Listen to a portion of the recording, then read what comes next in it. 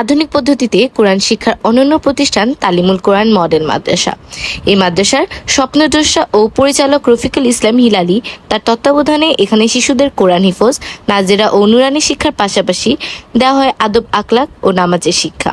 ফলে এলাকার অভিভাবকরা তাদের সন্তানদের দ্বীনি শিক্ষার জন্য এই মাদ্রাসা উপর ভরসা রাখছে। বিস্তারিত মোহাম্মদ মামুন কবির, মুক্তির চেতনায় বাংলাদেশ। রাহমাতুল্লাহ।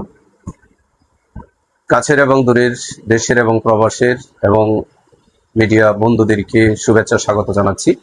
আমার এই প্রতিষ্ঠানের নাম হচ্ছে তালিমুল কোরআন মডেল মাদ্রাসা, গাজীপুর 14 নম্বর ওয়ার্ড, বাসন রোড, চান্দপাড়া, মুন্সিবাড়ি, ইহার অবস্থান। আমার নাম মোহাম্মদ রফিকুল ইসলাম হিলালি। আমি এই প্রতিষ্ঠানের প্রতিষ্ঠাতা পরিচালক। এই মাদ্রাসাগুলোতে পড়াশোনা করার মাধ্যমে একটা ছাত্র তার নৈতিক চরিত্র এবং মানবিক মূল্যবোধ তাহার ভিতরে সৃষ্টি হয়। এই মাদ্রাসাগুলো ইসলামী শিক্ষার পাশাপাশি তারা জাগতিক যে জ্ঞান, দুনিয়া জাগতিক যা বোঝায়, তার জীবন সুন্দর করার জন্য, দুনিয়ার জীবনকে সুন্দর করার জন্য যা শিক্ষা, সব সমন্বয়ে আমাদের মাদ্রাসাগুলোতে শিক্ষা দেওয়া হয়। এখানে একটা স্টুডেন্ট পড়াশোনা করে সে তার রবকে চিনতে পারে, যিনি তাকে সৃষ্টি করেছেন। আর যে তার রবকে চিনতে পারে, রবের দায়িত্ব হলো তার পিতা মাতা থেকে শুরু করে তার কল্যাণকামী যতজন আছে তাদের প্রতি সদাচরণী হওয়া এবং তাদের প্রতি সদ্য ব্যবহার করা, এটা তারা এই মাদ্রাসা থেকে শিখতে পারে। যদি বিস্তারিত একটু বলি, আপনারা দেখবেন সম্প্রতি যে আমাদের দেশে যে ঘটনাগুলো ঘটতেছে, যেমন মিরপুর একটা ঘটনা কিছুদিন পূর্বেই ঘটেছে। এই মহিলার 3টি সন্তান, তারা সকলেই প্রতিষ্ঠিত ছিল, গ্রাজুয়েট, এবং বাংলাদেশের সচিব পদেও তারা চাকরি করছেন। কিন্তু দুঃখের বিষয়, উনি 7 দিন মৃত হওয়ার পরেও তারা কোনো খোঁজখবর নিতে পারে না। লাশটা অর্ধগলিত হয়ে গিয়েছিল, আমরা জানি, বিভিন্ন মিডিয়ার মাধ্যমে জানতে পেরেছি। কিন্তু দেখেন, এটা হলো তাদের জেনারেল শিক্ষা। মাদ্রাসার এমন কোনো নজির নেই, মাদ্রাসায় পড়েছে তার মা এবং বাবার প্রতি তারা এরকম অবহেলা, অযত্নে রেখেছে, এটা নাই। আরেকটা হলো যে মাদ্রাসাগুলোর যে শিক্ষা, দেখেন আজকে মাদ্রাসার ব্যাকগ্রাউন্ডে লেখাপড়া করে ইসলামী বিশ্ববিদ্যালয়, ঢাকা বিশ্ববিদ্যালয়, রাজশাহী বিশ্ববিদ্যালয়, চিটাগাং বিশ্ববিদ্যালয়, এমনকি মেডিকেলে পর্যন্ত মাদ্রাসার ছাত্র মেরিট লিস্টে তারা স্বাক্ষর রাখছে। তারা তাদের যোগ্যতা দিয়ে তারা সে ভর্তি পরীক্ষায় তাদের কাঙ্ক্ষিত ফল তারা অর্জন করতে পারছে। এমনকি আমরা দেখেছি তারা প্রথম স্থান অর্জন করেছে, মাদ্রাসা শিক্ষার্থীরা, তাদের ব্যাকগ্রাউন্ড ছিল মাদ্রাসা।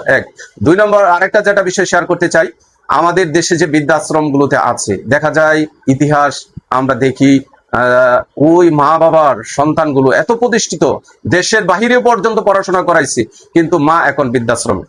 এটা খুবই দুঃখজনক। কিন্তু এমন নজির কেউ দেখাইতে পারবে না যে মাদ্রাসার পড়ুয়া মাদ্রাসায় পড়ছে, তারা আজকে তাদের মা বাবাকে অবহেলায়, অযত্নে বৃদ্ধাশ্রমে পাঠাইছে। এমনকি বর্তমান সময়ে মাদ্রাসার ব্যাকগ্রাউন্ডে অসংখ্য সংসদ সদস্য আজকে এই পার্লামেন্টে প্রতিনিধিত্ব করছে। পার্লামেন্টে, আমাদের জাতীয় সংসদে মাদ্রাসা পড়ুয়া অনেক মানে আমাদের ভাই সম্মানিত মাননীয় এমপি হয়েছেন, তারা আজকে প্রতিনিধিত্ব করছেন। তাহলে এটা বাস্তব মুখে একটা শিক্ষা, মাদ্রাসার শিক্ষাটা। মাদ্রাসায় যারা পড়ে তারা কোনো মতে পিছনে। আমি একটা কথা বলি, যেটা হচ্ছে মাদ্রাসায় যদি একটা ছাত্র পড়ে, আমি প্রশ্নটা অনেক সময় করি, তাহলে স্কুলের ছাত্র সে এক ধাপ এগিয়ে থাকে। মাদ্রাসার ছাত্রকে আপনি বাংলা ধরেন, সে বাংলা পারবে, ইংরেজি ধরেন, ইংরেজি পারবে, গণিত ধরেন, গণিত পারবে, আরবি ধরেন, আরবি পারবে। তাহলে তাদেরকে যদি 10 নাম্বার করে দেন তাহলে 40।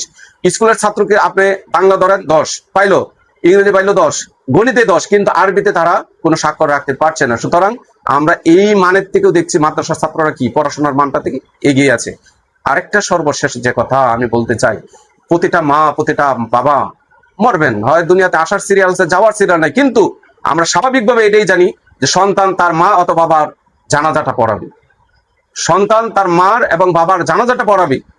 কিন্তু মাদ্রাসায় পড়ো একটা ছাত্র সর্বশেষ তার মা বাবাকে শেষ বিদায়টা দিতে পারে, কিন্তু স্কুল পড়ো একটা ছাত্র তার মা বাবাকে সেই শেষ বিদায়টা দিতে পারে না। কারণ কি, এখানে এই মৌলিক শিক্ষাটা, মূল শিক্ষাটা, নৈতিক শিক্ষাটা সে বঞ্চিত হচ্ছে।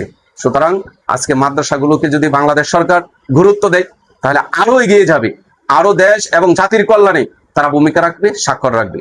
আমি মৌলিক যে প্রশ্নটা করেছেন, এর ভিত্তিতে আমি এই কথাগুলো আপনাদের সামনে উপস্থাপন করলাম। সুতরাং স্কুল থেকে মাদ্রাসা আজকে কোনোভাবেই প্রতিষ্ঠিত না। আরেকটা দেখেন, যারা বর্তমান সময়ে নেশাগ্রস্ত হচ্ছে কিংবা বিভিন্ন অরাজনৈতিক দেশের শান্তি শৃঙ্খলা বিঘ্ন ধরনের কাজে যারা ডাইভার্ট হচ্ছে, তারা কিন্তু আসলে মাদ্রাসার ব্যাকগ্রাউন্ডের ছাত্র না। হ্যাঁ, অথবা হাতে গোনা কয়েকজন হতে পারে, একটা বাগানে ফুল ফুটলে এক দুইটা ফুল একটু সমস্যা হতেই পারে, কিন্তু তুলনামূলক দেখেন স্কুল আর মাদ্রাসা, এখানে জেনারেল শিক্ষা থেকে মাদ্রাসার ছাত্ররা পড়াশোনা করেও জেনারেল শিক্ষা ইসলামী দ্বীনি শিক্ষা গ্রহণ করার পরেও তারা কিন্তু দেশ গড়ার কাজে আত্মনিয়োগ করছে, নেশাগ্রস্ত হচ্ছে না, বিভিন্ন মদ্যপানের সাথে সম্পৃক্ত হচ্ছে না। কিন্তু বর্তমান সময়ে সাম্প্রতিক যে বিষয়গুলো আমি আপনাদের সামনে তুলে ধরতে চাই, যে বিভিন্ন মাদ্রাসার যে আমরা নিউজ কাভার দেখছি যে দর্শন হচ্ছে, বলাৎকার হচ্ছে, আমাদের এই যে বিষয়টা মাদ্রাসা আসলে এটা হচ্ছে, মাদ্রাসাটা আমি অস্বীকার করছি না, কিন্তু এটা শয়তানের প্ররোচনায় বিভিন্ন অ্যাঙ্গেল থেকে তারা ডাইভার্ট হয়। কিন্তু আমরা সর্বোচ্চ চেষ্টা করি এইগুলো থেকে মাদ্রাসাগুলোকে পরিশুদ্ধ রাখতে।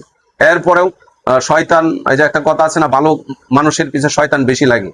তো যেহেতু মাদ্রাসা তারা নামাজ পড়ে, তারা আল্লাহকে বিশ্বাস করে, আল্লাহকে ভয় করে, পাপকে ভয় করে, এরপরেও শয়তান তাদেরকে প্ররোচনা দিয়ে এই ধরনের কাজ করে। কিন্তু আমাদের এন্টি সাইট যারা এটারে বিভিন্নভাবে ফুলিয়ে ফালিয়ে এটাকে যেভাবে প্রকাশ করে, আমাদের স্কুল কলেজগুলোতেও হয় না এরকম না, কিন্তু ওইগুলো কাভারেজ হয় না নিউজ, কিন্তু মাদ্রাসাটা বেশি হয়। তো এরপরও আমি বলবো মাদ্রাসার কর্তৃপক্ষকে আরো সতর্ক হন, যাতে করে মাদ্রাসার শিক্ষার মান এবং মানুষের মাঝে এই শিক্ষাটাকে গ্রহণযোগ্য মানুষ হিসেবে গ্রহণ করতে পারে।